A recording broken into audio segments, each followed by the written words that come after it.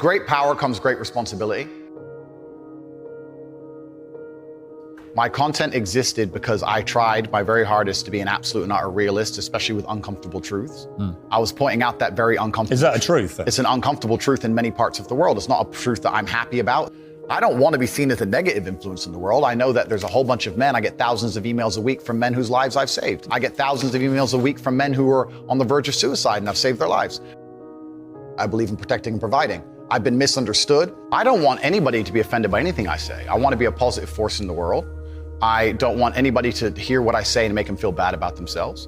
I want all people to live righteous and good, whether they're male or female. I think righteous is living true to your heart and knowing that you're doing good by people, not snaking anybody, not lying to anybody. I know I live a very righteous life. The government is not capable of helping the poor. And this is why it's so important as a person, you take personal responsibility and understand you're living in a world where the matrix can be cracked. You can make a bunch of money, but you need to take responsibility and do it. I refuse to accept that there are people out there who cannot become happy, contented individuals. I refuse to accept we live in a world where God has created people who, no matter how hard they work and how good their life becomes, can't be happy. I don't accept that. I accept that the universe is a very giving place and that God loves all of us. And if you try your best and you work hard, you can become a better person. I'm telling the younger generation that if they don't get up and work hard and make sure that they're important, that the world's not going to give a shit about them. 99% of my content was aimed at men, telling them the truth, saying that as a man, you're born with no inherent value. You have to become important. You have to go through some pain or go through some suffering to make people care about you. Otherwise, you're not going to matter. As a dude, if you walk into the party and you've put no effort into your life, nobody gives a shit. Nobody cares about you. And every man out here knows. And one of the great things about the masculine journey and masculinity is that we've all lived a semi-similar story.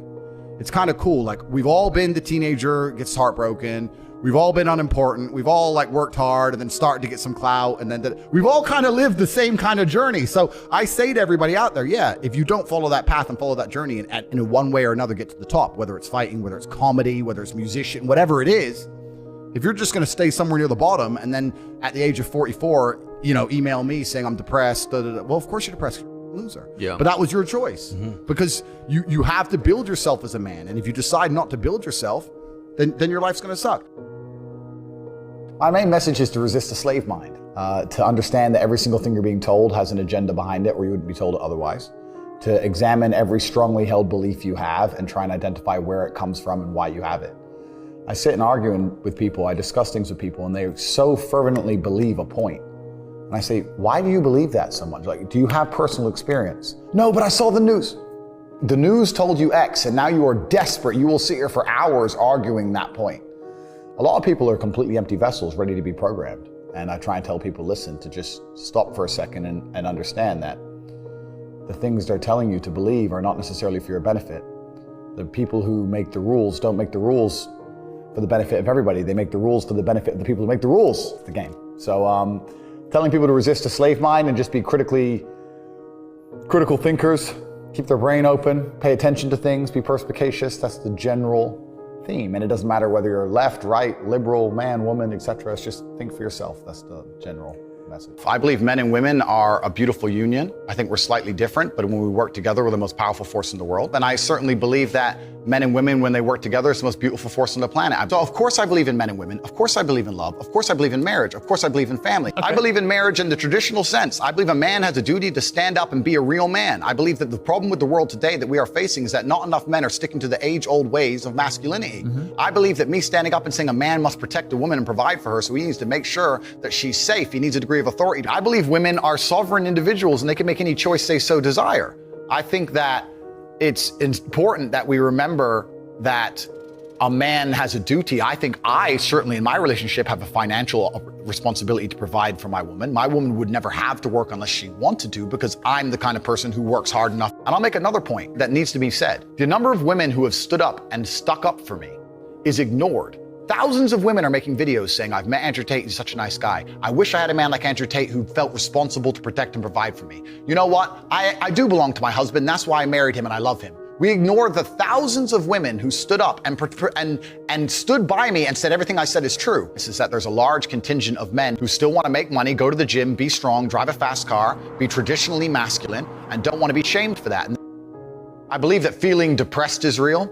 I don't believe depression as a clinical disease is real. No. I think PTSD is very real. Unfortunately, I have some friends who suffer from that.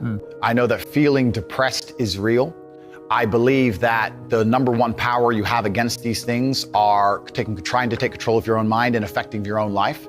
I believe that it's not healthy to hand over all your power and believe that depression is an outside disease that you can't affect. I know that when I've had difficult periods in my life, and also many of my friends, like I've said, suffer from PTSD and been through terrible things.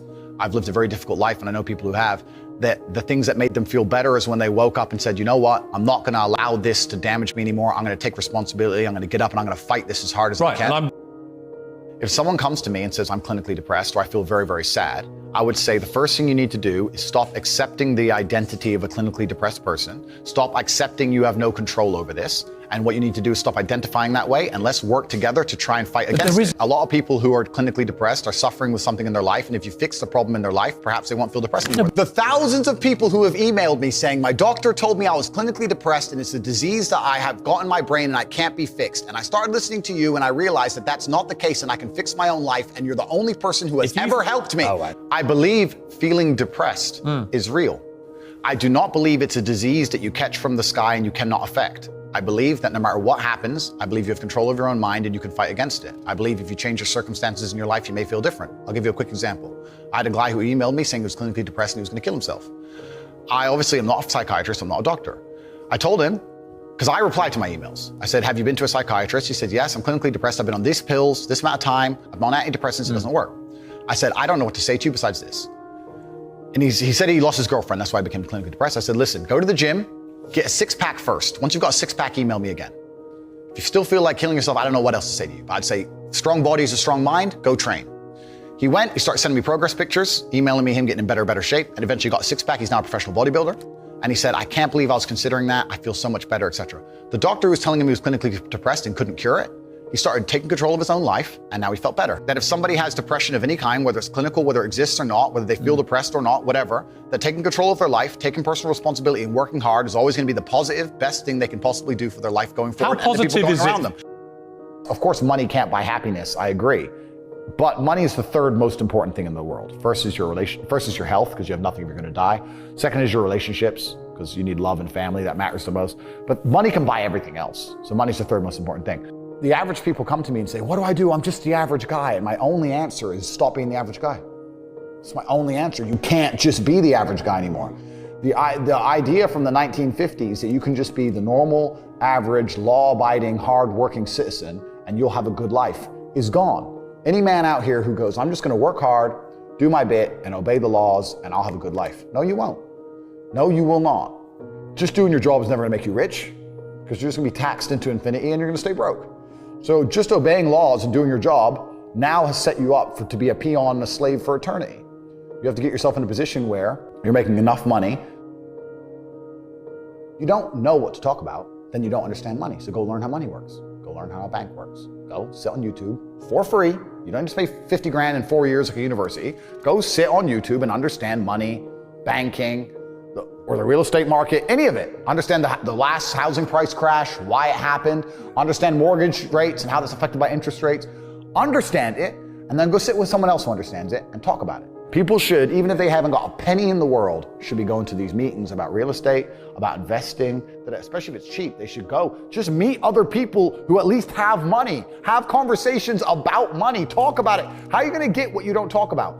And yes, the cycle of precipitation, right? So a cloud comes, it rains, it falls down to the ground, it goes under the ground, whatever, goes into a stream, it moves into the stream, goes to the ocean, evaporates again, up into a cloud, floats somewhere else, falls down again. It's always moving. That's how money is. People think that money is in these large, stagnant pools hidden in people's bank accounts. That's not really true. Money is constantly moving all the time. And if you can find a way to get in between it and stand in the right place at the right time, you're gonna get wet. I think that's the new modern way to view the world. It's an attention economy. It doesn't matter what you do. If you're getting attention, you'll make money.